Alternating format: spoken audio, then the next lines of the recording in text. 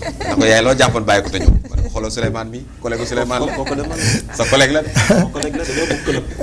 kon na ma woo kon. yooyu buñ la gañe woon rek. waaw boo woote. maire ngay woo si sa gaar yi. Ndior Mbew na ko ñëwal. ñëwal wàllu ma. mu ngoog merci beaucoup Mariama il est 10h00 exactement fii ci Malika TV ñu yógeen ci ba léegi rek seen émission salaam di leen fàttali ci kanam tuuti dinañ ànd ak Souleymane ci wàllum proximité waaye itam di leen fàttali tey suñu gan mu ngi tudd El Hadj Malick Diop di directeur général du Malika TV d'ailleurs dañuy tàmbali waxtaan ak moom tuuti balaa ñuy ñëw ci kanam ci wàllum yéen ak publicité yi alors Mariama ma bàyyi leen ak El Hadj Malick Diop ci li nga xamante ne mooy les 5 ans de Malika TV comme j'ai dit vous avez fait un entretien extraordinaire avec El Hadj Makhtar Ndiaye PDG mais le PDG c'est de loin mais lui c'est l'acteur principal, l'acteur clé sur place. Celui qui gère les activités internes. Ouais, donc le quotidien et tout ça. Donc voilà, moom mooy gën a mën a voilà xam affaire yi ni ñuy demee Makhtar Ndiaye moom joxe xaalis rek la mën. gannaaw moom neen day toog ñaar ba ñetti weer du ñëw c'est parce que am na kon koo xam ne moom la fi bàyyi. waaye saa yu ñëwee lëmbi nag ñëwee rek lëmbi kër gi Makhtar Ndiaye. da nga mën a woote réunion te du ñëw. day woote réunion ba si yàgg ne leen nañ ko def zoom. est-ce que bàyyiwul loolu. bàyyi na ko moom kay dina ñëw. léegi day ñëw. dina ñëw d'accord kon bàyyi naa ko. waaye de courte durée lay doon moom bu ñëwee wax ba pare daal jeex. homme d'affaires daa yàkkamti mooy borom Gabon. amul naa. ayca Maria bismillah. donc Seydou ñu ngi leen nuyuwaat bu baax a baax. et puis di dalalaat également suñu gan tey El Hadj Malick Diop. directeur général bu kër yi di Malika TV comme ni ko Seydou junjee itam léegi xam ngeen ne Malika mi ngi fêté juróomi atam ni ki atum ren ji naam juróomi at nag Seydou lu ndaw la bu ñu koy compter ci wàllum at. waaye en terme de performance aujourd'hui mën nañu wax ne peut-être que ni Malika am na ay jéego yoo xam ne. mi ngi koy di def parce que mi ngi continuer également di imposer dans le paysage médiatique. avec une ligne éditoriale boo xamante ni c'est assez différente ak yi nga xam ni. moom la ñuy di faral di gis alors laaj bu njëkk bi monsieur Diop tey bu ñuy wax Malika TV am na juróomi at déjà yow mi nga xam ne yow yaay directeur général bu kër gi ban yëg-yëg ngay daal di am surtout que comme ni ma ko junjee gis nañu Malika TV boobu ak tey mi ngi def ay jéego mais itam mi ngi wëy di imposer boppam ci paysage médiatique bi. waaw Mariama ñu ngi rafetlu question bi di wax ne man sax bëgguma le terme dafay fêter anniversaire parce que dama naan rek dañuy def curseur bi ci date du 14 septembre. waaw ñu yóbbu ci góor gu baax ku ñu won yoon. depuis près de presque 40 ans de xalifa. kooku su fekkee ne dañuy télé bi wax ma sax hasard peut-être Dieu a fait que activité mi démarré ci départ góor gi. donc dañu war a def une introspection sur lépp ñu war a def. mooy Malika bi mu ñëwee je vais revenir un peu sur. bien sûr c'est vrai que le PDG a tracé un peu les grandes lignes mais man mën naa ñëw un peu sur quelques dates clés ci mën naa wax ne depuis le séminaire de Tivaouane. je pense que c'était au mois de janvier ou février 2021. 2021 ouais. Le comité scientifique s'est réuni en se disant que télé bi war nañ ko butal yeneen jéego parce que jusque là ñu ngi woon ci phase test. c'est en ce moment on a approché Ibrahima Souleymane Ndiaye que je remercie au passage que je salue. Qui a été mon directeur général. Confier ko un peu les rênes de la télé pour nous présenter une stratégie boo xam ne day yóbbu télé bi ci ay anam yu comité scientifique bi bëgg donc pour ne pas être long il a choisi donc quelques collaborateurs yu mu doon liggéeyal au niveau de la RTS des anciens et non des moindres des réalisateurs chevronnés comme ça Papsi Amadou Fall Feu Matar Bey et moi-même au niveau de la production pour lancer cette télé soo xoolee un peu il y a une petite alchimie ci télé bi te loolu def naa PDG moo ko bëgg parce que moom day wax toujours ne dafa ragal mbooloo boo xam ne ay jeunes rek fa nekk wala mbooloo boo xam ne mag rek fa nekk foog yëf yi rax donc on a mis 3 ou 4 professionnels des anciens de la télévision ñu ñëw encadrer des jeunes qui ont démarré cette télé et qui en voulaient je remercie un peu au passage jeunes yooyu démarré télé bi je pense que monsieur Ndiaye les a cités keroog je vais commencer par les dames les amazones de la télé comme je dis ñoom Cécile ñoom Marème et puis pour les pour les autres techniciens ñoom ñoo ko bàyyi je pense que Mansour aussi bokkoon na suñu démarré télé bi. Et puis voilà tous les jeunes très aigués comme on l'appelle familièrement et tout le monde donc c'est par cette alchimie là qu'on a réussi à faire quelque chose donc télé bi am na ay dates yu ñu mën a retenir des dates clés parce que bu ñu confier liggéey bi à ces anciens de la télévision donc lu ñu njëkk a def des dates clés en termes de réalisation ou en termes de moment yoo xam ne. de réalisation. D'accord. Et c'est surtout de nu ñu koy waxeeti def plan d'action bi. La mise en œuvre du plan d'action. Parce que dafa am ay étape donc bu ñu ñëwee donc il y a une étape nu ñu koy waxeeti de l'audit du personnel recruter du personnel qu'il faut travailler sur les programmes parce que le challenge c'était de faire un programme boo xam ne c'est un programme religieux mais aussi bu mbaale tuuti un programme généraliste. On s'est fixé sur un ratio de 30-70. 70% de programme religieux et 30% de programme généraliste. Je pense que jusqu'à présent on a pu réussir peut-être voilà. Donc voilà on est parti comme ça avec une équipe commencé liggéey di liggéey ba un moment le PDG toujours dans ses orientations mu suggéré nañu approché wu la télévision nationale.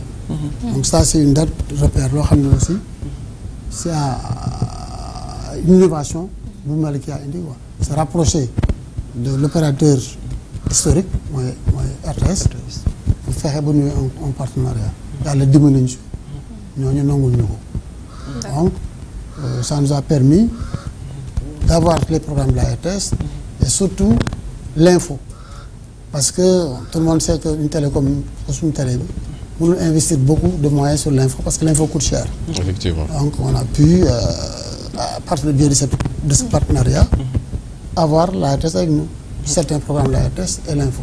Alors ci loolu monsieur Diop yaa ngi koy wax léegi seen collaboration avec la maison mère chaîne nationale RTS. Alors ban contribution la indi tey ci percée Malikia TV ci au mode audiovisuel bi. waaw ça nous a permis xam nga lu tax sax kii bi partenariat bi baax parce que ñun on a à peu près les mêmes objectifs c'est-à-dire d'abord éduquer. Informer et ensuite divertir je pense que triptyque boobu Malikia moom am na ko bien éduqué c'est-à-dire wasaare la pensée de Seydi Hadji Malick waaw loolu c'est déjà une forme d'éducation pour ñëpp donc ci loolu dafa gën a renforcer suñu partenariat avec parce que boo xoolee tey avec la crise yi la presse am en termes d'identité et de ligne éditoriale ba nga xam ne état bi ñu leen jéem a delluwaat à l'essentiel parce que ñoom souvent dañuy wax ne ils ne s'intéressent pas au train qui arrive à l'heure mais plutôt le contraire mais je pense que ñun en nous insérant un peu dans cette fexe nañu ba di indi l'information yi nit ñu soxla et puis aussi am na lu ñu remarqué woon ci public bi ce public le public a soif de spiritualité xam nga dañu soxla diine tout le temps politique donc diine lañu soxla et loolu Malikia l'a vite compris et mu engouffré ci brèche boobu boo xoolee tey suñu positionnement c'est dans la différenciation c'est-à-dire fexe ba ñu dul woon seetaan ñu bëggul ñu woon intéressé trop ci diine parce que ñu ko daan defee mais ñun Malikia dafa beneen façon mu koy defee parce que boo xoolee suñu public bi bu ñu defee lii ça c'est les chiffres qui le disent les chiffres sur les réseaux sociaux presque ñu ngi koy xeeti 30 ou 40% suñu cible c'est ay jeunes la. Ils sont entre 25 et 35 ans. Alors on me signale que ce micro dafa xaw a am souci technique tuuti. léegi en attendant ba kon bàyyi ñu dem seetaan publicité. wala c'est bon. C'est bon, d'accord. En attendant, on va revenir Souleymane comment dirais-je Mansour ñëw defar li nga xamante ne mooy micro Père As bu ko defee ñu woy ak yéen ci li nga xamante ne mooy 5 ans yi tout à l'heure je voulais poser une question à Mariama par rapport ak keroog bi nga defee interview bi ak Matar ba pare en tant que journaliste tu as eu quel sentiment par rapport ak Matar parcours bi est-ce que tu as senti quelqu'un bi nga xamante ne il a envie de continuer en tant que promoteur ou il a envie de tout lâcher parce que c'est pas évident aussi hein on sait que ne yombul c'est beaucoup de milliards d'investissements depuis le début quand même. oui yombul Seydou mais en fait man déjà entretien bi li ma ci xawoon surprendre mooy par rapport ak parcours am moom même ba ñu paree sax maa ngi koy wax Ben Mortar ma ne ko parce que man je savais pas que ni am na tout ce long parcours là bi nga xam ne peut-être moom Matar Ndiaye am na ko parce que c'était la première fois quand même ma dégg ko mu wax loolu noonu et déjà dire que moom tàmmul sax déjà di seetaan télé et pourtant ñëw na investir ci loo xamante ni xëy na ci ko xamul dem nga investir ba pare mais da ngay investir à perte mais yàlla def li ni xëy na comme ni mu wax keroog Malikia TV dafa am benn secret boo xamante ni xëy na kenn xamul yàlla rek ko tey parce que boo jëlee benn télé tey boo xam ne tey tuddee nga ko Malikia TV mel ni tey da nga jox kaddu ki nga xamante ni moo di Seydi Hadj Malick kon da lay leen mbiru yàlla rek koy doxal parfois nga dégg il que dafay traverser ay difficultés mais à chaque difficulté aussi da ciy génnaale maintenant nag di am Seydou mooy que ni comme li may faral di wax xëy na télé yi bokkul ak yeneen télé généralistes yi comme lu monsieur Diop léegi di wax donc parfois yow yaay investir doo am publicité doo am accompagnement de l'État donc da ngay dem ba à un moment boo amul ku la jàppale tout dafay metti et sur ce également jàpp naa ni war nañu jéem a mun a xool également lu ñu mën a jàppale télé yu ci mel ni Malikia TV lu ci mel ni ay Touba TV lu ci mel ni en tout cas tous ces chaînes de télé yi nga xam ne xëy na wàllum religion moom la ñuy prôné et jàpp naa ni sax dafa war a nekk loo xam ne tey lu wax la parce que valeur ñoom la ñuy prôné bokk nekk tey yeneen télé yi nga xamante ni xëy na da ngay toog waxee nu la neexee xam nga voilà amul lenn loo xamante ni tey xëy na mun na la tënk par rapport ak say kàddu par rapport ak say comportement maintenant nag façon chaîne télé de mel nii bu ñu ko gisee pour man il faudrait qu'il y ait quand même benn accompagnement boo xamante ne nii dañ koy def seen i ginnaaw parce que carrément c'est difficile surtout boo déggee Matar Ndiaye ni mu koy waxee donc investissement boo xamante ni tey amoo ci loo xam ne basé wu ko il faudrait que aussi vraiment ñu jàppale leen bu baax a baax ñu jàppale la si donc je pense que le micro de El Hadj Malick Diop est bon maintenant on peut revenir avec lui xam nga ndax tu vas rester ci da ngay continuer fi nga nekkoon. bu fekkee yaa ngi ko jàpp ba léegi. je vais continuer un peu dans le siège de Mariama. de Mariama effectivement revenir encore sur le PDG. waaw entretien bi y a beaucoup c'est un entretien sobre. et à un moment y a beaucoup d'émotions surtout am na partie bi mu doon wax. sur Al Amin. waaw ko dénk. y a beaucoup d'émotions. et je pense que c'est quelqu'un nit moom li nga gëm rek moo lay yóbbu. effectivement waaw moom daf ñu un peu ñaax ci côté boobu. gëmloo nañu Malikia mun na dem.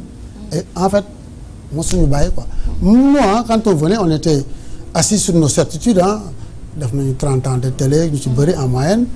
donc c'est une télé mais bu ñu ñëwee fii dañuy jàngaat écosystème bi.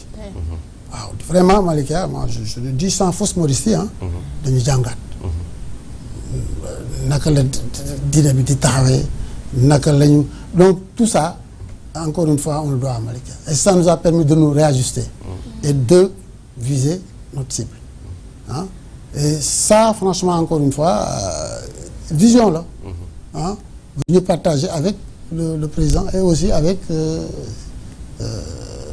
ñu koy waxee son mentor Serigne Abdou Aziz Al Amine donc pour revenir un peu à Malikia qui a sa particularité c'est ñu ngi doon avancer te ça ce n'est même pas une perception qu'on a mais c'est des chiffres qui l'attestent la preuve à un certain moment Canal nous a approché ça on n'a pas démarché Canal je pense que il y a peut-être c'est bien de le rappeler de le rappeler Canal ñoo duñu ay philanthropes ils ont vu notre chaîne xam ne am na lu muy indi ci parce que nous on comme ni leen ko waxee rek positionnement la ñuy traiter diine bi autrement. ils se sont dit que ñii war nañu te ñu dugale ci bouquet bi. donc ça du loo xam ne ñun ñoo ko démarché ñoom ñoo ñëw fii je me demande avec une mission venant de Paris on les a accueillis ici sur ce plateau. et puis ils étaient séduits par le plateau qu'il y avait. ak les techniciens. l'investissement qu'il y avait et bu jóge ci poche benn nit. donc parce que dañuy waxante dëgg le modèle économique bu télé amul benn télé buy gagner de l'argent amul man maa ngi rappelé c'est en 84 que je suis venu à la RTS et boobu le déficit était presque à 800 millions à l'époque de nos francs à l'époque presque 1 milliard.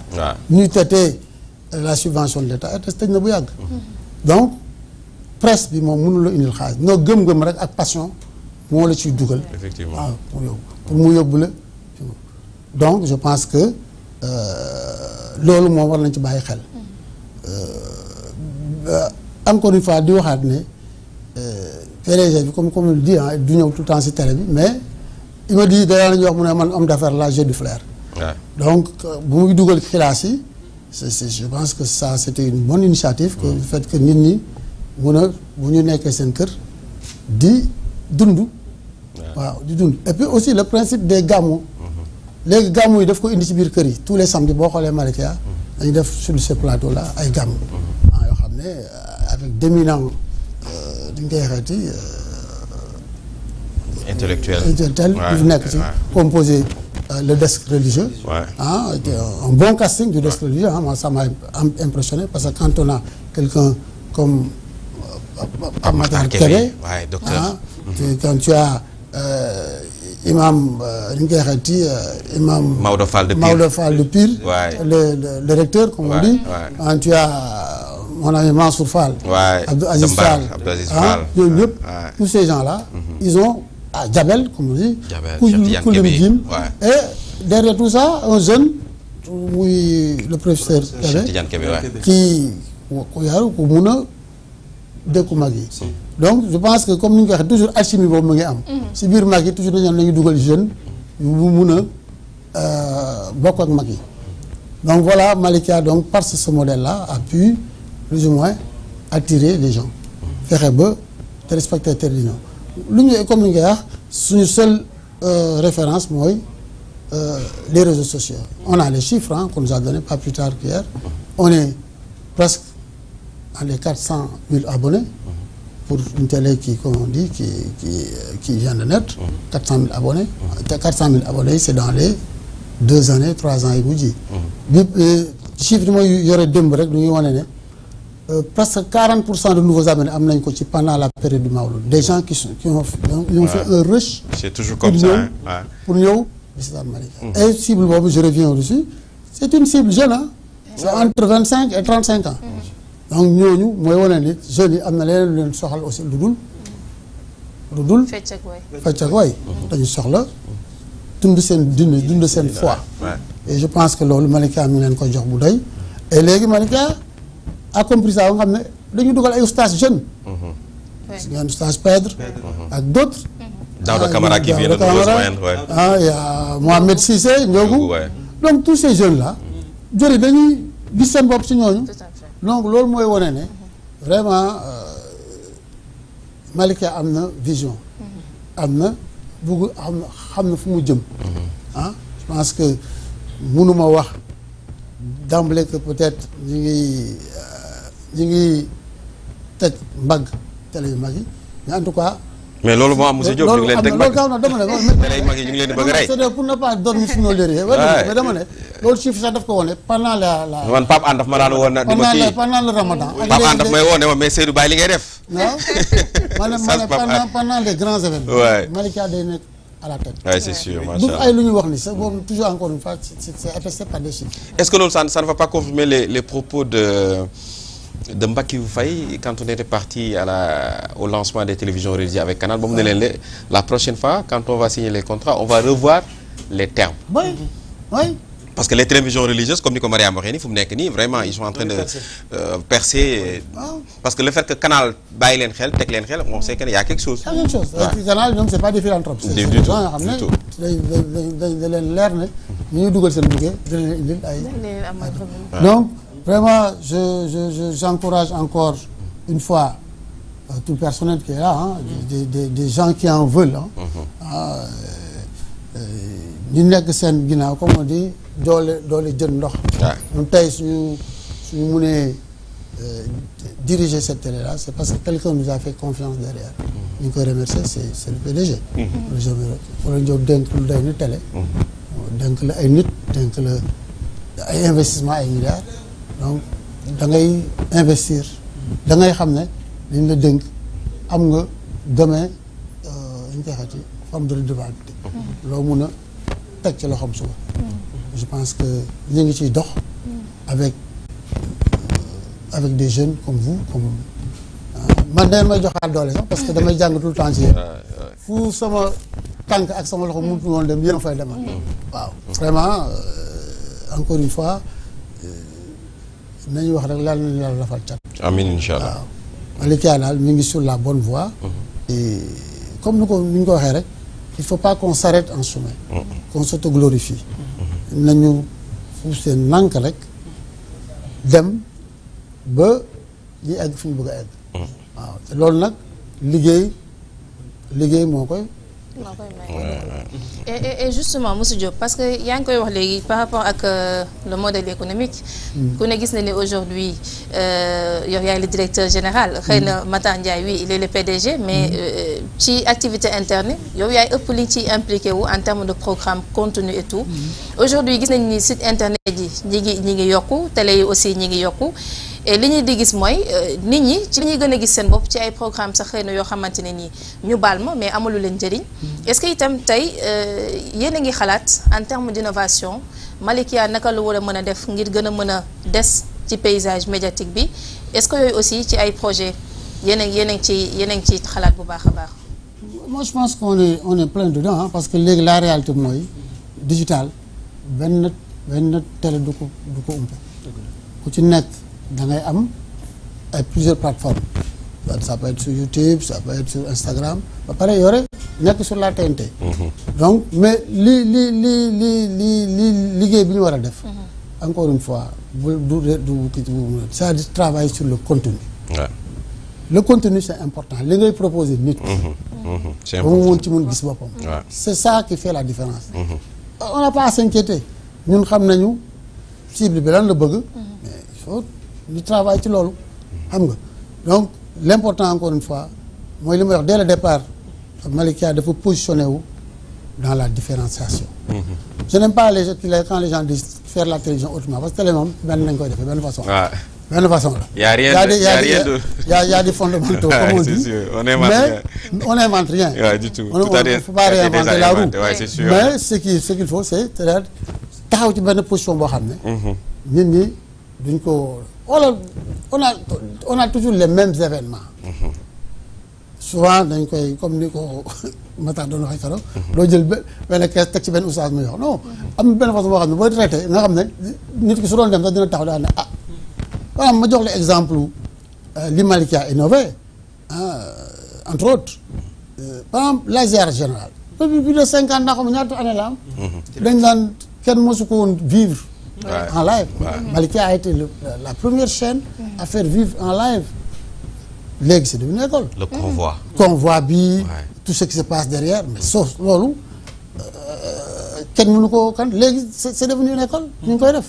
même ba si Gàmmu Ndar. ba si Gàmmu Ndar léegi aux gens d'aller à Saint-Louis même des daayira comme Wakam. tant que def leen kon li ngeen defal. waaw tànk oui.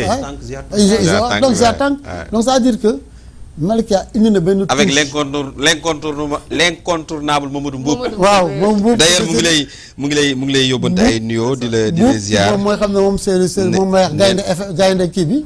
il a beaucoup appris de toi. waaw mais bon nee na am na sens pour am la ci Malikia il a beaucoup appris de faire. merci Mboup yaa baax. waaw mais je reviens je continue. parce que innovation yemul foofu. waaw par exemple tey. indi nañu le concept. jour J moins. oui. waaw ça vraiment c'est aussi c'est nouveau c'est-à-dire nit ñi toujours dañuy Malikia toujours day indi. loo xam ne doo nit ñi duñ ko foog. cette année on a fait gamme de proximité. c'est-à-dire fexe ba dundaloo téléspectateur pendant une 50aine de jours ak daaw defoon nañ ko daaw jéeg. fexe ba téléspectateur bi di dund gàmmu bi du ñu xaar ba 10 jours Bourdi yi. mais fexe ba te 2 mois avant au moins faire. fexe ba nit ñi Malikia indi leen léegi nag des na qu'on puisse travailler ça pour que annonceurs yi ñëw parce que annonceurs yi en général c'est les 10 derniers jours la ñu xam mais loolu yëpp en donnant des contenus de qualité comme yu fi jàll ci académie ak les gàmmu gi yu ñu fa jàllale les plateaux là donc plateau boo ci laal c'est un plateau qui est très très très très suivi. Hein? Moi, je me suis même surpris à regarder les chiffres bi ñuy def bourse bi, mais on a atteint des pics au niveau de plus de 50 000 en temps réel. Après bul xam ñaata la. Sur les 2 mosquées benn mosquée bi rek ah. Donc ça veut dire que Malikia nit ñi ñu ngi koy seetaan. Et maa ngi delluwaat di leen wax ne ñu si bëri dañu abonné pendant le gàmmu la ñu 42% de téléspectateurs ci lañu abonné ci biir gàmmu. Parce que ça veut dire que li ñu leen proposé. dañ ci gis seen bopp. Ouais, c'est sûr. Alors ci loolu c'est si tu me le permets. Vas-y Souleymane. ndax bu ñu nee ziar général wax li nga xamante ni peut-être moom moo di gàmmu Ndar ñi koy gën di seetaan moom moo di la communauté Tidiane rawatina la famille de Cheikh Seydi El Hadji Malick Sy. Mais on a vu que Malick peut-être en dehors de la confrérie Tidiane am na yeneen confréries yoo xamante aussi ñoo ngi ciy gis seen bopp bu baax a baax a baax. La preuve su xew-xewee amee ñun dañ fay dem def ci couverture bu mucc ayib tey jii j'aimerais savoir exactement monsieur Diop c'est quoi la recette tey ba tey Malick au-delà tarixa bu Cheikh Seydi El Hadji Malick Sy mais aussi les autres confréries ñoo ngi trouvé seen compte ci télé bi. waaw loolu c'est aussi une trouvaille du PDG c'est-à-dire ubbi télé bi aux autres confréries. Parce que soubassement bi mooy islam la ñuy jàng ñun ñëpp moom la ñu bokk muy murid bi muy tijaan bi muy layen tey Malikia ubbeeku na ci tarixa yooyu ñuy wax Touba am nañ sax une émission boo xam ne. Al Muntaqa avec Oustaz Omar Sylla. Oustaz Omar Sylla. La dernière fois quand on est allé chez les Layènes. le représentant du khalife lui-même il était. il n'a pas tari d'éloge sur Malikia. Parce que télé yi mënuñu woon imaginer que muy wax ne moom day seetaan Malikia tout le temps. c'est-à-dire xel mënu ko xalaat. c'est-à-dire que li ñu leen di proposer en termes de contenu moo am solo ñun ñëpp dañ ciy gis seen bopp. Et Malikia aussi genre tour de Babel là on retrouve toutes les ethnies on retrouve les religions boo xoolee derrière la régie. En bas il y a Paul qui est là-bas. Notre assistante madame Sy c'est une chrétienne. Et puis ak suñu comptable Alice. Oui. Ma fille. Et Gabi aussi. Gabi à la régie. Donc tout ça day wane ne Malikia dafa ubbeeku. dafa teel a comprendre que c'est un peu à l'image du pays. C'est-à-dire et puis c'est des choses qui sont faites sans calcul c'est-à-dire c'est naturel. xam nga c'est-à-dire loolu dafa nekk ci mun nañu wax ci ADN chaîne bi. Ouais, c'est sûr. ñëpp ñu ci jàpp et encore une fois il faut pas être étonnant que comme on dit d'autres confrères nous regardent. Parce que li ñu leen di jox la comme contenu. waaw. Et d'ailleurs il y a beaucoup de demandes par rapport ak Malikia par rapport ak ku nekk tey bëgg nga sa événement. Malikia ñëw couvrir ko. À un moment donné même avec les gamou et les xadaratul juma c'est devenu un problème d'ailleurs de couverture. Ouais. Effectivement. Comme li ñu wax rek nit ki moom c'est la rançon du succès tey ñu bëri ñun suñu ajuma yi dañ koy joxe difficilement. ne me démentira pas. C'est booké toute l'année. On est surbooké il a un casse-tête pour dugal ñëpp. Parce que tout le monde choisit Malikia.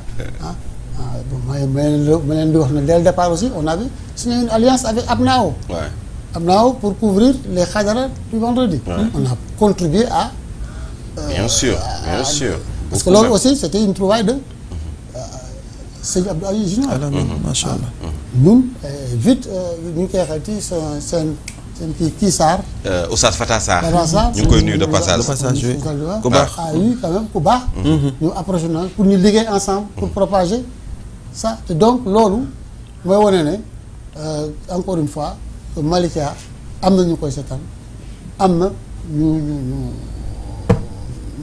ñu pare pour accompagner ci liggéey bu ñu. C'est important. Voilà c'est une dernière question. Oui, une dernière question. Voilà alors par rapport ak li nga xamante ni moo jëm ci yaatal Malikia monsieur Diop ba daanaka àdduna wërngal képp.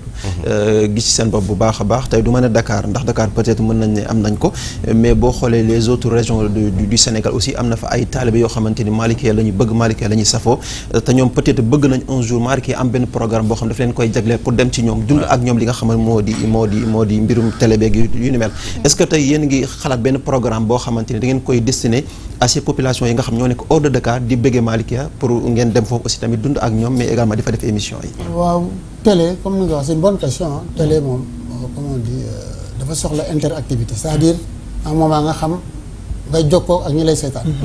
je pense que ce point-là. Malika mi ngi ko gëstu am na sax yu mu ci def parce que on est allé en Gambie on est allé à Saint-Louis on est allé un peu partout. Ziguinchor et tout mais encore une fois loolu dañ ko gën a yaatal. de telle sorte nga xam ne nit ñi dinañu mun a fu ñu nekk Sénégal dinañ mun a Malika dinañ fa fekk. waaw mais loolu aussi dafa laaj organisation. et moyens. les moyens naa ñu ngi ci et je pense que d'ici peu. ce souhait-là. d'aller trouver nos populations nos téléspectateurs dañ ko def mais balaa boobu ñu ngi leen di fekk ci seen biir kër yi par le satellite par la TNT donc ñun tey on est dans toute la zone Afrique on est en Amérique du Nord on est en Europe je n'ose pas dire l'Australie xaw ma mais en tout cas on est dans une bonne partie du globe fi Tidiane nekk daal presque ñu ngi ñuy seetaan donc je pense que c'est déjà un effort et ça le PDG a dit ça coûte de l'argent donc nañ ñaan yàlla encore une fois que liggéey bi mun a jëm kanam et que ñu mun ko def aussi ci xel bu dal Inch'Allah. Alors tout à l'heure avant de terminer on va revenir peut-être sur les perspectives yi nga xamante ne moo ñuy xaar ci kanam tuuti mais en attendant on va observer une petite pause ñu dem seetaan publicité ak suñu ay partenaires bu ñu ñëwee ñu ànd ak Souleymane ci li nga xamante ne mooy proximité léegi-léegi lay nekk incha allah.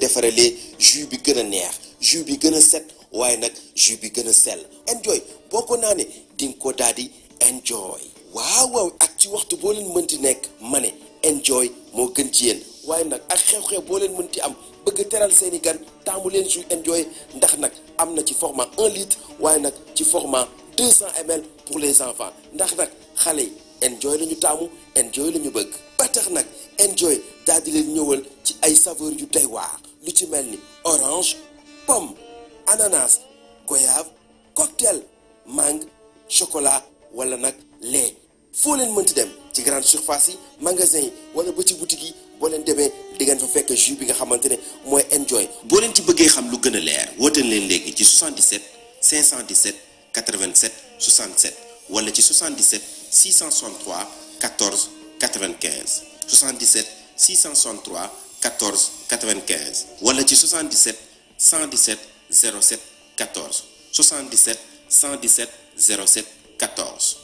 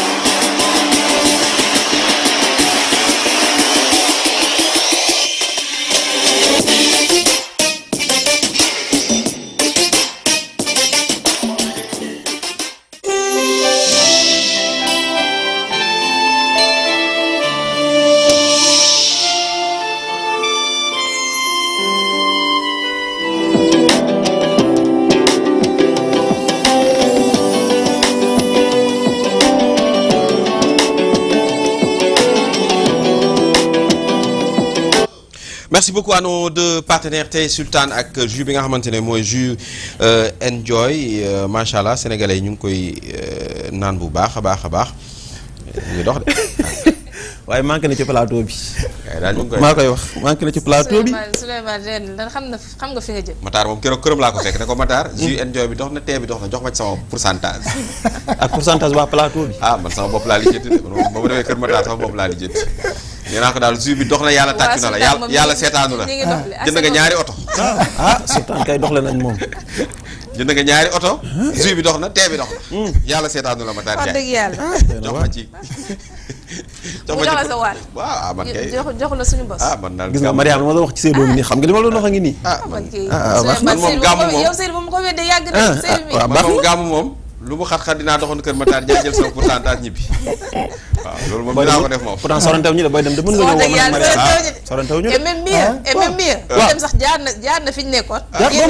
jaar ci Matar dafay romb kii. daal jënd naa sama bopp jënd naa sama bopp Abdou Aziz Mbaye tamit mayoon na ma xaalis ci kii bi ci kii bi ci man waaye man ba ma koy may ba waa ji xaw ma dafa maa gis xaw ma waa ji daal damaa tudd rek waa ji dama bàyyi ma dara kër ga ma ne ko am waaw kooku yàlla ko yóbbu ñaari junni kooku yàlla ko yóbbu nga yóbbu na samay ñaari junni Abdou Aziz Mbaye dama am sa wàlle ci kii burdu bi ma tudd rek waa ji dama bàyyi ma dara kër ga ma ne ko am xaw ma daa gis mi ma waaye dalaa topp di ma mbaayee di jox affaire bi ko gis xaw ma kooku yàlla ko yebal kooku yàlla ko yebal waaye suñu àq la daal ci Matar Ndiaye bu demee pour équipe bi yow non bi ma mayee 10 000 ba ma ko mayee la laa dem kër Matar ma multiplier ko par 10 waat jox na la suñu bos.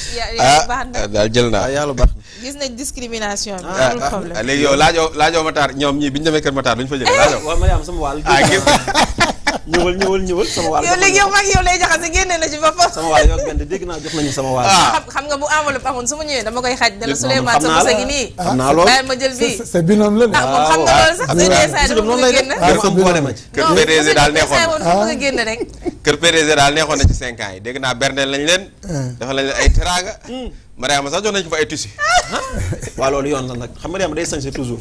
loolu moom problème. yow bul dégg Seydou de bu ko mos a dégg Souleymane. On continue avec vous cette histoire tout simplement de partager donc cette bonne humeur avec vous aussi depuis ci seen biir yi diwaan ñu fekk leen fa rek waxtaanee leen bu baax a baax béggee leen merci beaucoup Souleymane. alors tey ñu fas yéene waxtaanee li nga ñu indil muy wàllum grande surface yi. waaye tamit le problème alimentaire dans les grandes surfaces. voilà li ko waral Seydou Nourou du leen lu dul semaine bi ñu génn nag am na benn information boo xamante ni pratiquement am na quotidien yu bare bari yoo xam ne dañu ko daal di relaté. par rapport ak benn étude boo xamante ni def nañ ko tey téeméer boo jël daanaka juróom-benn fukk ak ñett yi boo ko doon xayma produit yi ñuy jëlee ci grande surface dañ ne amul qualité. te ku na xam ne wàllum lekk dafa nekk loo xamante lu am solo la ndax nit ñi mënuñu xëy te lekkuñu. donc lekk boobu ñuy lekk nag dafay laaj mu doon lekk boo xamante ni dafay am qualité ndax boo amul qualité aussi dafa am ay njeexital yu saafaan yoo xam ne daf koy faral di indi suñu wér-gu-yaram moo waral yu ni mel bu daanaka amee dafay laaj aussi tamit ñu la alerter sensibiliser ndax ku ne xam ne loolu mooy suñu rôle nañu alerter nañu sensibiliser pour appeler les consommateurs à ce que ñu gën a vigilant par rapport ak produits yi nga xamante ni moom la ñuy jëfandikoo pour mën a fàggandiku peut-être yenn xeetu jafe-jafe yi ñu ciy dund te ñooñu aussi tamit ñi nga xamante ni dañ leen interpeller bokk na ci peut-être association des consommateurs ndax ku ne xam ne ñoo fi nekk consommateurs yi pour ñoom aussi à leur niveau ñu jël li nga xam moo di seeni responsabilité laata ñu yëg ci kaw état central aussi ñoom tamit ak yenn taxawaay yenn jéego lañ ci war a mën a def pour peut-être paraître à cette situation ba lépp lu ci war ci contrôle bi ci surveillance bi yëpp ñu mën ko def ba daanaka ñii di consommateurs yi ñu mën a rek wéy di consommer te du ñu am ay jafe-jafe alors ñu waxtaan ak ki nga xamante ni moo di Momar Cissé Momar Cissé nag nekk vice-président bu ASCOSEN par rapport à cette situation ñoom déjà lan moo ci seen gis-gis mais également lan moo leen war en tant que lii di association lan la ñuy xaar ci état bu Sénégal mais également ban liggéey la ñu war a def envers les consommateurs que ñu gën a bàyyi xel li nga xamante ni moom la ñuy jëfandikoo si l'élément est bon Mamour Souleymane ñu seetaan ko après dellusiwaat ci plateau bi. C'est parti.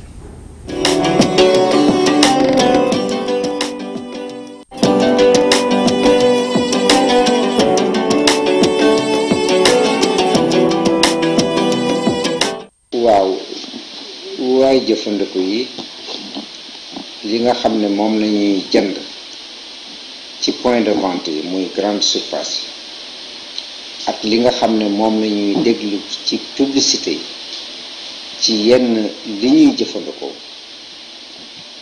effectivement am na ci yoo xam ne dafa am ay normes yoo xam ne xëy na respecté wuñ ko am norme yu ñu respecté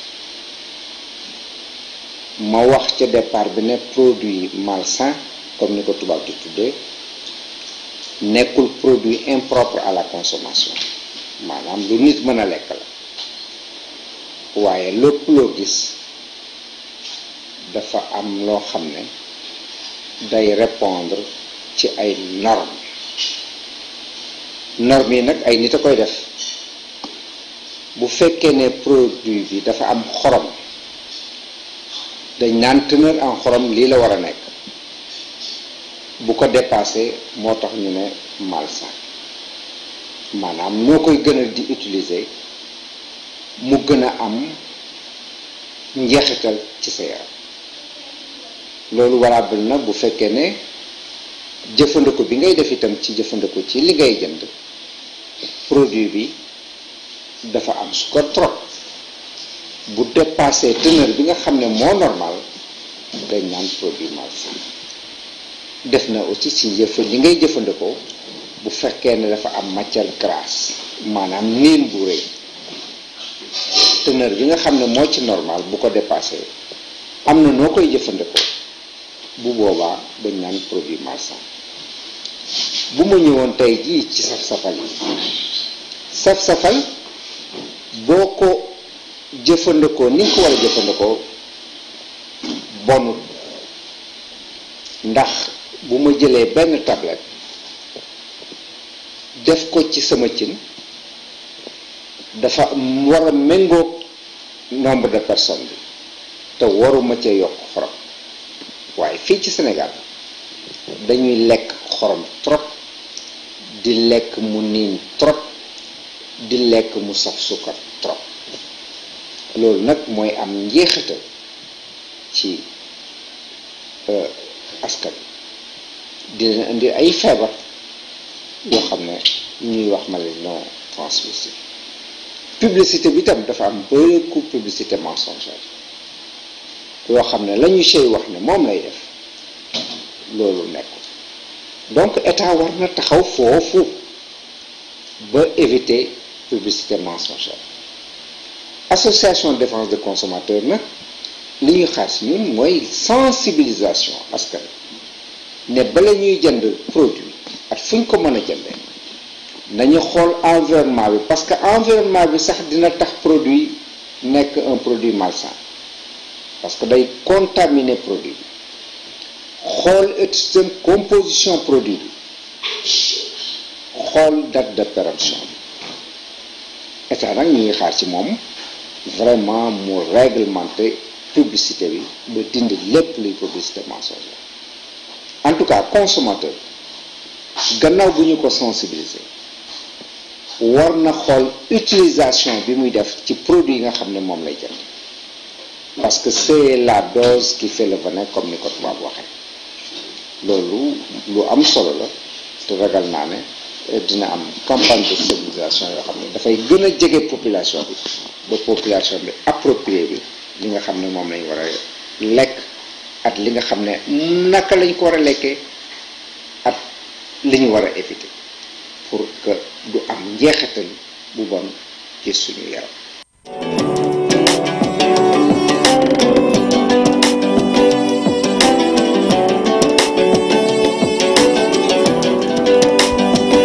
mu ngoog mu nekkoon ay kàddu yu am solo par rapport ak li nga xamante ne moom la ñu Souleymane indil tey ci wàllum yenn ci lekk wala ñam yu ñuy jaay ci grande surface yi. alors muy wan ni rek ñoom ñi nga xamante ni ñoo fi nekkal aji jëfandikoo ko Seydou Nourou bàyyi nañ xel bu baax a baax li nga xamante ni moo di information boobu génn mais également mesuré nañ danger yi nga xamante ni peut-être mën na ko jural askan bi jëm seen wàllu wér-gu-yaram moo tax aussi ñoom de leur part dégg nga li nga xamante ni moom la wax benn campagne de sensibilisation boo xam ne dañ koy def à l'endroit des consommateurs ngir ñu gën a bàyyi xel li nga xamante ni moom la ñuy jëfandikoo ndax loolu tey Seydou Nourou mën naa ne c'est un problème fii ici au Sénégal maanaam le fait de contrôler les produits xool ba xam est-ce que tey ji produit yi nga xamante ni moom la ñuy defee tel ou tel produit baax na wala baaxul mais également ndax produit bi tey ji date de péremption bi jege na wala sori na loolu yëpp dafay nekk ay mbir yoo xam ne dafa am solo ci laata ñuy jëfandikoo produit mais malheureusement dañuy gis ne les Sénégalais duñ ko bàyyi xel bu baax a baax même tey sooy xool tey booy jënd yàpp tey ku ne xam ne yàpp bu certifié moo ngi jóge fi nga xamante ni moom moo di Seras est-ce que tey ki nga xam ne mooy dem jënd yàpp ci koñ bi moo ngi xool ba xam est-ce que certification boobu moo ngi ci yàpp wala nekku ci donc yooyu dafay nekk ay mbir yoo xamante ni malheureusement daf ñuy faral di dal te loolu tam bu ñu échappé moom mooy ñuy faral di dugal ci ay mbir yoo xamante ni amaana lekk ñuy jëfandikoo bu ñu ko jëfandikoo nañ ko war a jëfandikoo daf ñuy faral di indi li nga xamante moom moo di ay jafe-jafe mais également boo gisee tamit yu mel ni Seydou Nourou daanaka grande surface soo gisee ñu bari luxe lañ ko def jàpp nañu peut-être foofu ku am xaalis moo war a jënd wala yu demee alors que te demeewul noonu peut-être daam ay produits yoo xamante ni amuñu ko feneen ko am dañ ko jéggaane te dañ ko war a jëfandikoo donc il faudra impérativement ñu dem fi nga xam moo di si les grandes surfaces bu jënd ko te tey peut-être ñun su doon li jëm ci war bi industrialisation seen nu développé nañ ci bu baax a baax dinañu mën a permettre maanaam yi nga xam dañ koy am comme ay produits ñuy bayee ci Sénégal ñu mën ko transformer peut-être lii dina mën a wàññi peut-être li nga xamante moo di cette situation mais malheureusement tel n'est pas le cas moom moo tax peut-être ñuy faral di jël di dem ci grande surface yi di ay produits yoo xamante amande peut-être bu ñu ko amoon fii dinañ mën a non seulement le contrôler li nga xamante moo di le produit mais aussi labelliser ko ba qualité bi nga xamante moom la ci séntu ñu séntu ko ci et on espère que peut-être nos autorités yi nga xam ñoo ngi fi nekk dinañ ci def ay jéego ba tey li jëm ci wàllu industrialisation ñu mën ko fay teg ba tey ay produits yu bari yu ñuy faral di jéggaani aussi ñu mën ko di defaree fii su ko defee peut-être suñu consommation nag loo xamante ni dafay gën a ñoŋ te jàppandi alors donc mu nekk un fait am na donc déjà xam nañ li nga xamante ni moom moo di le problème léegi des nag mooy déjà l'association des consommateurs dégg nga li nga xamante ni moom la ci daal di wax ci ay jéego yu ñu fas yéene def mais également le consommateur comme ni ma ko waxee ni ki sànq moom tamit muy veille toujours ci li nga xamante ni moom lay consommer Seydou Nour di ko xool bu baax a baax ndax je me dis que tey jii ñi nga xamante ni ñoo fi faral di indi seen produit Seydou Nour à l'aide am na ci ay pays yoo xam ne comme les États-Unis wala Chine am nañ politique boo xam ne teg nañ ko ba produit bu amul qualité dafa dugg donc est-ce que tey ñoom dañoo miser ne pays bi pays bu riche la wala pays bu puissant la am na politique bu mu teg ba tey produit bu amul qualité dafa dugg moo tax ñu dégg xale noonu est-ce que tey ñoom dañoo gis ne peut-être en Afrique yenn pays dañoo pauvre moo tax ñu dugal ci yenn produit et je pense que loolu waru mën a nekk loo xamante am na donc le gouvernement est là moom moo war a veiller ci loolu je pense que tey jii war nañ gën a mën a veiller ci loolu benn produit bu amul qualité du fi dugg ndax je me dis que tey bu fi duggee tey lépp lu ci mën a am dafay retourner waat ci doow ki nga xamante moom moo di l'État et je pense que peut-être war nañ ci mën a gën a bàyyi xel bu baax a baax lépp lu jëm ci contrat yoo xam peut-être lié nañu ak ñi nga xamante ñoo fi implanté ay grandes surfaces ñu koy veiller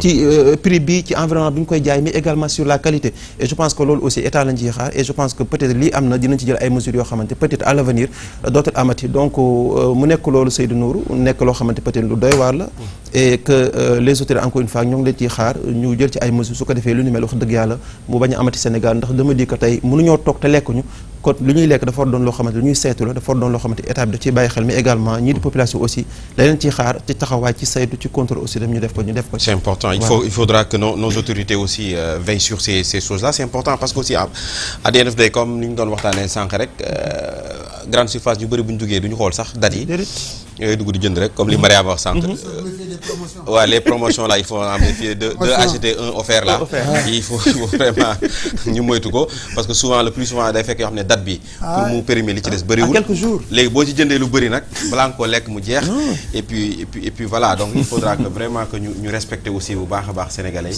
et que parce que aussi at the end of the day buñ ko veillewul les conséquences ci état bi lay dalaat parce que day indiwaat ay feebar yoo xamante ne ak une intoxication ak yu ni mel donc yoo xamante ne daal lu jar a lijjanti la dafay nekk sax dafay poser le problème de danger sur la santé publique effectivement parce que déjà y a ça doon nañu également di wax ni su ma jumul ci benn rapport ne une personne sur 10 donc chaque at dafay nekk victime des aliments impropres à la consommation loolu benn rapport jotoon na ko établir xam nga Seydou li ci gën a doy waar mooy que dafa am benn fraude déguisée boo xam ne du ma ne ñi nga xam ne ñoo di kilifa yi réew mi yëguñu ko mais souvent c'est des lobbies yoo xamante ne ni doo comprendre nan la ñuy def ba dugg ci biir réew mi parce que boo jëlee ci mel ni boisson alcoolisée yi mais yi ñuy di naan du boisson da ngay gis ni c'est ay colorants yoo xam ne moom la ñuy def ci biir li ciy nekk par exemple loo xam ne mënul dañ mooy ndox mi mais au-delà du ndox mi colorant lañ ciy def da ngay naan mu mel ni comme boisson alors que du boisson tey di boo doon compter ci biir surface yi bëri na tey yoo xamante ni dañ koy jaay mais du boisson et pourtant dafay nekk ci réew mi ñi nga xam ne également bi ngay dégg voilà dafay nekk en circulation donc y a ça muy fraude déguisée boo xamante ni nii man je sais pas comme li ma wax doo comprendre lan moo tax ñu koy bàyyi muy nekk di circuler ci biir réew mi waaye lu ci mënti doon il faudrait que état yi également nos autorités ñu jël ci par exemple les devants parce que loo xam ne day indi ay njeexital ci li nga xamante ni moo di wér-gu-yaramu doomu aadama et souvent ñi ciy gën a loolu mooy ñi nga xam ne xëy na seen loxo jotuñu seen ginnaaw comme j'ai l'habitude de dire ñoom ñooy gën a xëy na nekk en tout cas loo xamante ne nii njeexital bi ci ñoom lay njëkk a dal waaye lu ci mënti doon mooy que nañu jël par exemple les responsabilités. Un jour j'ai entendu Momar Ndao ki nga indi mooy Momar Cissé j'ai une fois entendu Momar Ndao di wax ne ñoom sax jotoon nañu proposer état bu Sénégal je pense il y a de cela 2 ans parce que ñu jël des jeunes former leen comme ñu ñuy former les ASP mais après état daf leen ni fay maanaam ñoom ñuy mën a contrôler marché bi ak li nga xamante ni moo di produit yi nga xam ne waruñu ko consommer et pour moi c'était quand même une très bonne initiative xaw ma nag ba léegi lan moo tax état demu ci mais moom interpellé na ci l'état du Sénégal 1 à 2 fois yoo xamante ni man dégg naa mu koy wax que un projet boo xamante ni ñoom liggéey nañ ci et yooyu aussi waruñu ko di bàyyi mu jàll parce que bu fekkee ni itam lu jëm ci wàllum wér-gu-yaram comme li ma wax bokk na ci loo xam ni taxawaay bu njëkk état la wax et puis yooyu également war nañ gën di koy sàmm parce que contrôleurs yi ñàkkul mais dafa néew bu fekkee da ngay jël benn zone par exemple tey nga teg fa ñaari agent le chef ak également le suppléant ñooñu pour man mënuñu avec peu de moyens donc ça cause vraiment un problème mais mën nañ ko yokk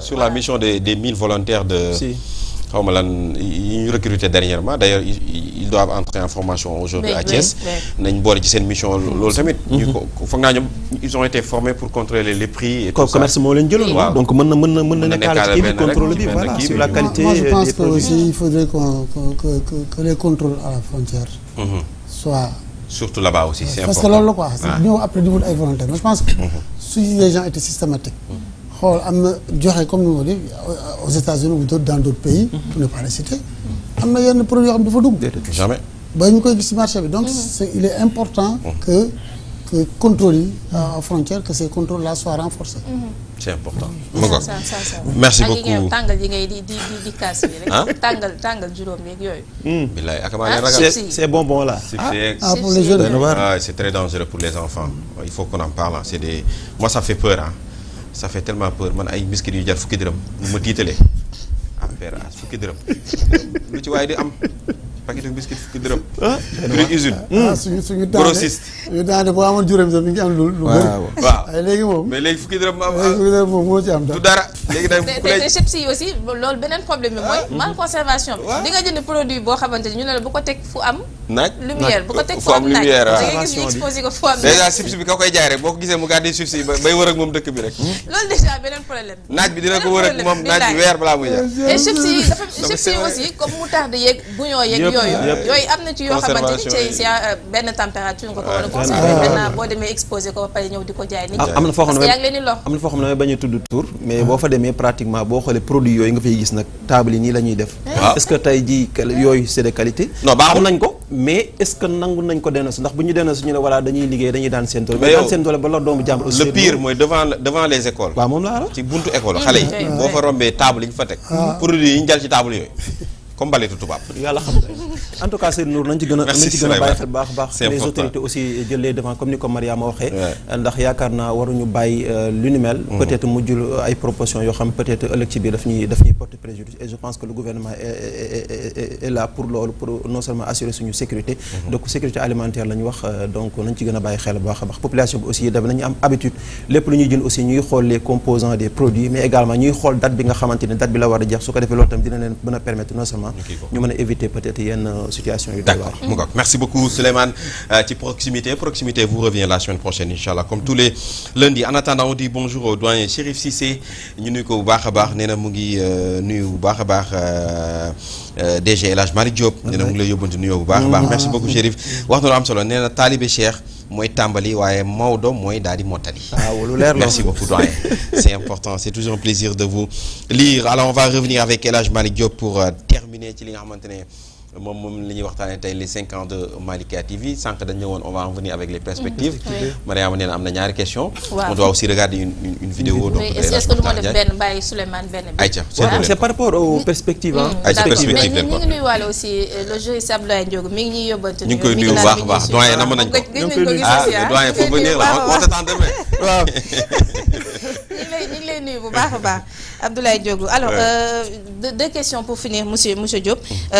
Hadj Malick bi njëkk mooy tey ban évolution majeure ci ngay xaar Malikia fii ak beneen 1 an 2 ans 3 ans wala sax beneen 5 ans wala ay ati at incha allah. évolution bi ñu njëkk a wax. yu majeure mooy bu xaw a crucial mooy je pense que PDG c'est le mode de financement de Malikia. Parce que je pense que li junj keroog je pense qu'il faut aller vers ça, créer une fondation pour que Malikia puisse s'autofinancer. Mais loolu dañuy comme je pense qu'avec l'immeuble qui est en construction comme ni mu ko waxee, mën na générer ay fonds qui pourront peut-être aider à faire vivre cette télé-là. Mais il faut aussi trouver d'autres modes de financement déjà. Beneen bi aussi, c'est toujours travailler aussi sur les contenus et rester toujours fidèle à notre positionnement dans la différenciation. loolu nag du ma ci tiit trop parce que on a une équipe de jeunes vraiment yoo xam ne seen bopp day nàcc bu baax a baax comme ni ñu ko waxee rek je pense que Malikia est prête pour loolu parce que boo xoolee encore ce niveau de l'équipe qui la compose, les jeunes. On parle, pour ne pas les citer, Koulim Djoum, quand on met quelqu'un comme Mao Cissé Mouniou, il dit son expertise, il dit quelqu'un comme Mansour Sall, Mamoudou Mboub, l'infatigable, et tous ces gens-là, Mamoudou Kar, très aigué, et les dames, je ne les oublie pas, Mariam qui est là, qui montre ses dames tamit, toute cette équipe-là de jeunes, je pense que on a plein de choses, plein d'innovations. Tout le monde doit être petit. Parce que comme le personnel est rajeuni et comme le personnel en veut, je pense que nous travailler encore sur les programmes en complicité avec Cécile, avec les autres, Marem et les autres. Et je me fais aussi les techniciens, les jeunes qui sont là, avec Gabi, les monteurs, les monteurs qui sont dans l'ombre. Moi-même, je me réclame un peu d'eux parce que c'est la première profession que j'ai embrassée. Les monteurs qui sont dans l'ombre, qui travaillent, les caméramans. Car moi, j'avais de la nostalgie, nous regrouper. Je me suis retrouvé, je me suis reprojeté peut-être 20 ans en arrière. Et je me suis dit, oh là, ils vont partir comme ça, baï senker, baï lep. Mam genre nientel ci ñom. Ils étaient heureux d'aller sur le terrain parce que té lolu gis nga télé. Do ba ci métier yo xamné bo amul cette passion là doo ko def. Effectivement. Doo ci yàgg.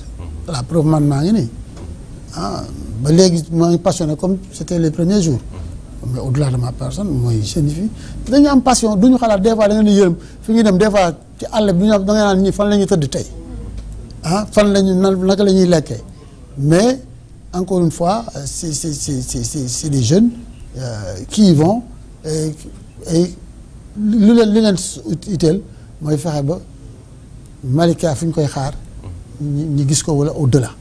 Je pense que perspective yi moom duñ ko ragal retravailler sur les contenus xel yaa ngi fi nit ñaa ngi fi bopp yaa ngi fi je pense que ak les bras aussi les jeunes. donc je pense nga teg yàlla dara loxo aussi nga teg ci loxo investisseurs yi ak partenaires yi.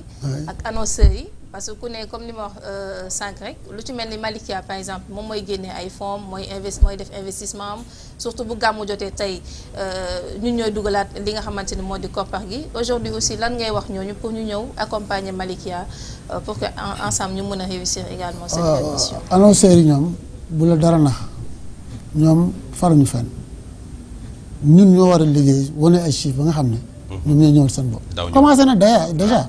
dunu bëgguma def publicité. mais on a 2 ou 3 annonceurs yoo xam ne ou 4 yoo xam ne pas de moindre kenn ci téléphone bi la nekk kenn ki dans la consommation dañuy ñëw kenn du leen woo mais parce que xam nañu ne li ñu leen proposé dañ ci mën a vitrine la Malikia vitrine la waaw donc loolu moom liggéey la boo xam ne ñun dañ ci war a continuer mais aussi autre chose état modèle bi mu bëgg groupe de presse yi am ko je pense que Malikia jiitu na ci loolu donc ñun tey war nañu bénéficier wu de cette subvention de l'État de cette aide de la presse parce que nous on remplit les critères waaw critères yu ñuy laaj pour defaraat une presse responsable boo xam ne ñeneen ñi sont pas c'est pas des responsables mais une presse boo xam ne qui est soucieuse des problèmes de développement. Effectivement. mun a véhiculer le message de l'autorité publique. Et ñun je pense que ñu ngi ci yoon boobu xaaruñu kenn pour ñu wax ñu kenn waxuñu defaraat leen seen toogaay parce que dañu fi fekk. parce que mooy enseignement ñu wax enseignement au Seydi Hadji Malick ak aussi léegi ñu fi bàyyi les autres marabouts moo ñu teg ci tey mun nañu wax Malikia jógewul yoonam. parce que tey su jógoon yoonam xale bi ci boppam mooy noonu premier téléspectateur mosuñu depuis en 5 ans d'existence je touche du bois mosuñu woo pour wax leen wax ñu recadré ñu donc c'est déjà très bien qu'on soit ni ñu koy ñu continuer liggéey boobu merci beaucoup jërëjëf mu mel ni Souleymane mu ngi wax suñu temps bi jeex na peut-être la vidéo de El Hadj Makhtar Ndiaye bu ñu terminer rek ngeen teg ko ñu ñi seetaan ko mais en attendant merci beaucoup El Hadj Malick, ça a été un plaisir de t'avoir sur le plateau. C'est moi. Et puis on souhaite vraiment que ñu fête ko ay ati. Inch'Allah. Donc fête ko Malikia ci ay ati. J'avais oublié en tout cas 6 ans yi moom du ma ko fêté fii. Fële rek. wax ñu fan. ci Malikia building bi rek. Matar Ndiaye. yal nañu fi yàlla yóbbu. Allahumma amin. waaw yal nañu fa yàlla yóbbu. On va fêter là-bas donc 6 ans Inch'Allah.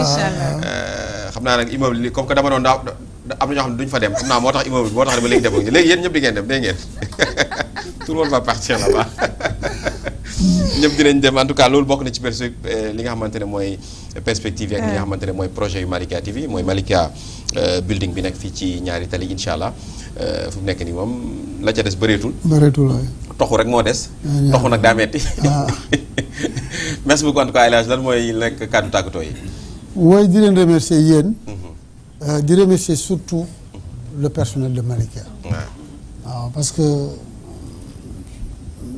dañ ma jàppale am na nga wax naa ko sànq ne doole jël ndax di remercier aussi le PDG damay delluwaat ci moom parce que tout est parti de lui de la confiance bu mu placé en moi je pense que je fais tout pour le mériter et loolu aussi kenn amul fayam quoi donc je remercie tout le monde je remercie nos partenaires aussi je remercie aussi les téléspectateurs leen wax leen topp leen Malikia le meilleur reste à venir li ñu leen dencal ci lu neex mi ngi ñëw te ngeen ko gis incha allah restez fidèles à cette chaîne là.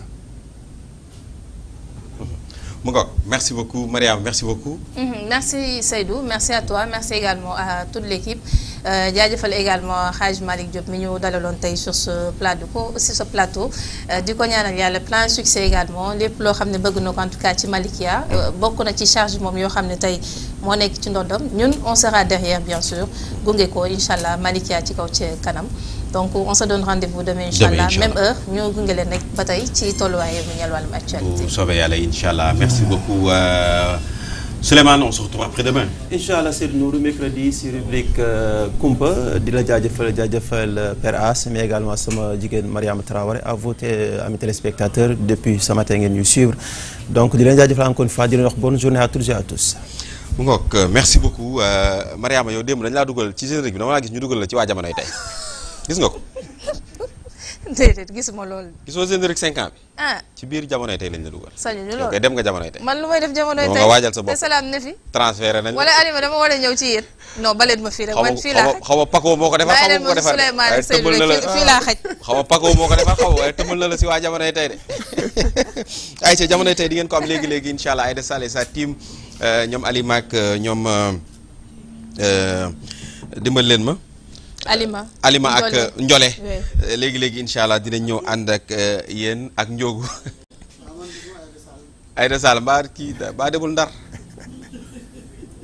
mbaa mu sonal Maam Balla rek te mu ne Maam Balla loo wax mu la Maam Balla sonal la Maam Balla Aïda Sall merci beaucoup suñu yaay suñu sëriñ suñu soppee soxna Kaltum si bu xalifa bi ñu ngi koy nuyu bu baax a baax di ko ziar si Malick ñu ngi koy nuyu ni mu ngi ma yëgal tàkkusaanu El Hadj Malick Ba bu Mbambilor bi nga xam ne ñu ngi koy waajal fii ci CICES incha allah ce sera le dimanche 17 octobre 2025 donc ñu ngi waajal seen ziara lépp rek jëm ci ziara bi ñuy waajal jëm ca Fès incha allah moom la ñuy waajal mais ñu ngi koy waajal le 19 octobre 2025 fii ci CICES bu Dakar El Hadj Malick Ba bu Mbambilor di nit ku baax nit koo xam ne ku bëgg njabootu maam Cheikh Seydil Hadji Malick la donc ñoom ñu war ci ànd ak ñoom incha allah yàlla nañ ko fekkeek jàmm en attendant de vous retrouver demain fii ci Malika TV léegi-léegi dañuy dem ànd ak yéen sur cet entretien ou cet élément de El Hadj Makhtar Ndiaye Al Amine en attendant ñu seetaan ko et puis buñ ci noppee rek ngeen ànd ak waa jamonoy tey jërë ngeen jëf. seetaan leen Malikia TV. Quand on dit Malikia, on dit Seydi Hadji Malick c'est collé kenn benn mënul dem ci morom bu ñu nee Malikia rek xel yëpp dañuy dem ci Alaaji Malick bu ñuy wax Seydi Hadji Malick nag xel yëpp dañuy dem ci yonent bi te bu ñu nee yonent bi xel yëpp suñu borom lay dem. kon foofu rek la ñuy jaaree di nuyu mboolem képp kuy taalibi Tijaan waaye it di nuyu képp kuy jullit ak tarixa boobu mun a nekk moo xam Tijaan nga moo xam Murid nga Laayeen nga.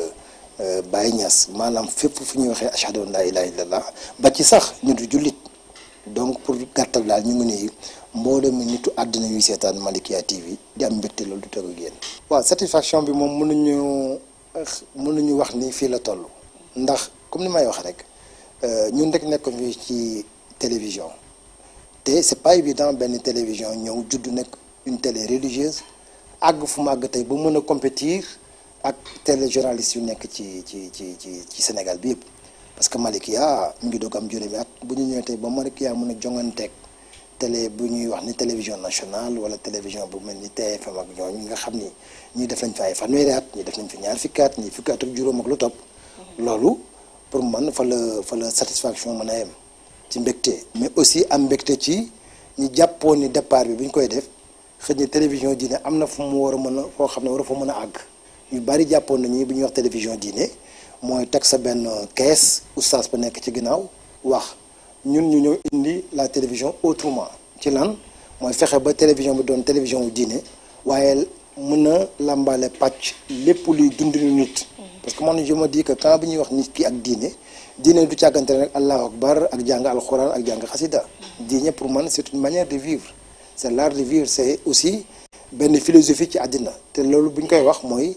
ni ngay lekkee ni ngay naanee ni ngay comporté woo ni ngay defee sport ni ngay xalaatee ni ngay fajoo maanaam diine mooy dundinu nit dans l'ensemble Malikia ñëw nag pour contribuer ci dundinu nit boobu dans l'ensemble waaw li ma gën a marqué moom bokk na ci déjà tur bi ñu yàlla jox ñu xalaat ko te mu dëppook li mu waroon doon muy Malikia parce que je me rappelle bi ñu koy créé il y avait man Babacar Diagne bi nekkoon Sénéra maa ngi koy nuyu de passage ku ci jàpp lool ak Serigne Mansour Mbaye à l'époque ak y avait aussi Abdou Aziz Mbaye bu TFM dañu toog il fallait que ñu définir ay noms y avait Atijania TV y avait Malikia TV y avait autre et man c'était naturellement ci sama xol Malikia lu ma ko wax la sax xaw ma ko donc li ma njëkk am mbégte ci chaîne bi mooy tur bu mu jël dëppee ko turu maam Seydi Hadji Malick donc tey mënoon naa ko tuddee Al Amine TV parce que doomu Al Amine la bu ñu nee Makhtar Ndiaye na Al Amine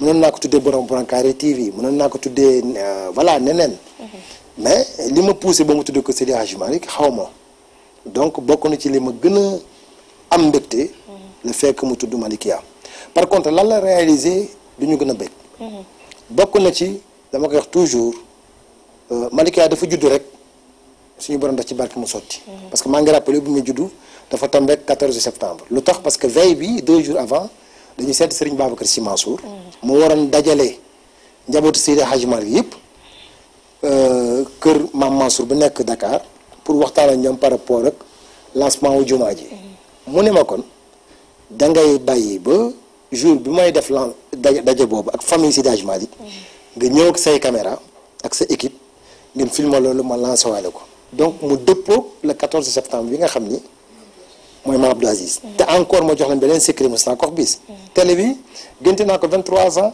avant muy am 23 ans avant may créé télé bi gént naa Mame Abdou Aziz da baax ñaanal ma tàllal sama loxo ne ma li nga bëgg a defal nañ la ko mais bi ma wax amin sama loxo bi yàlla moo ngi seede ni ñu ngi ci dessiné benn télé gént boobu maa ngi koy réaliser 23 ans après alors li ma ci gën a marqué nag mooy lan moo tax ñu war a tijji télé bi avant loolu mais Serigne Babacar Sy Mansour bi nga xam ne fekkul gént gi yëgu ko nañu bàyyi leen ba le 14 septembre ngeen taal fréquence su télé bi kon hasard amul.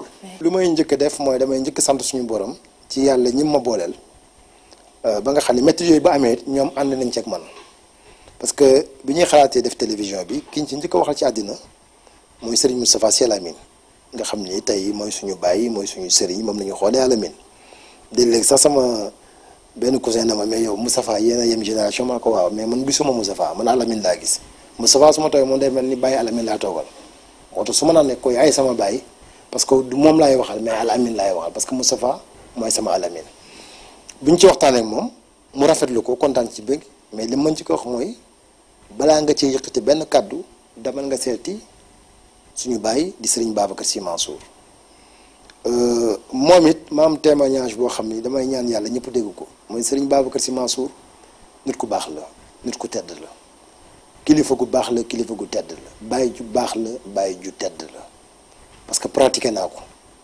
li may doon xale dugal na ma ci boppam ndax wax na ma ko bis nee na ma Maxtaar ma ne ko la béykat ñetti yoon mu ne ma na nga bàyyi xel dugg nga ma te man dugg ma yombul. seetaan leen Malikia TV.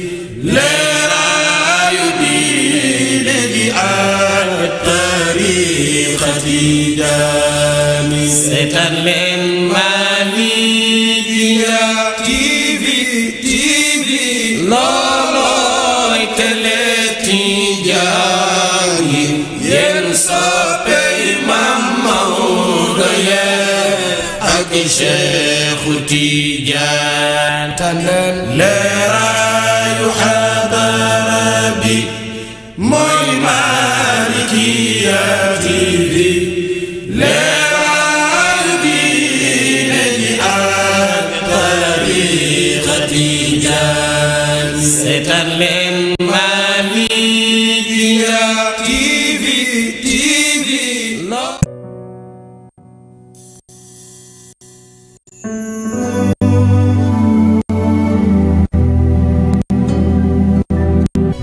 Mashallah.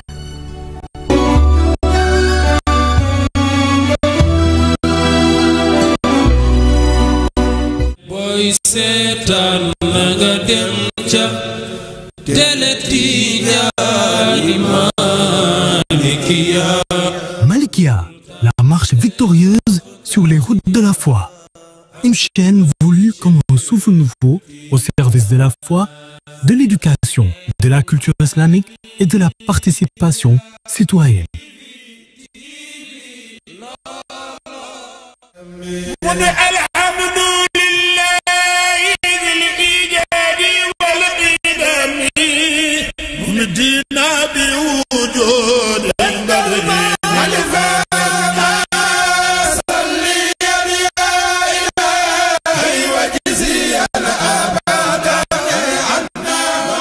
Des débuts modestes pour une ambition internationale portée par une vision claire. Diffuser l'héritage de Cheikh Seydi El Hadji Malick Sy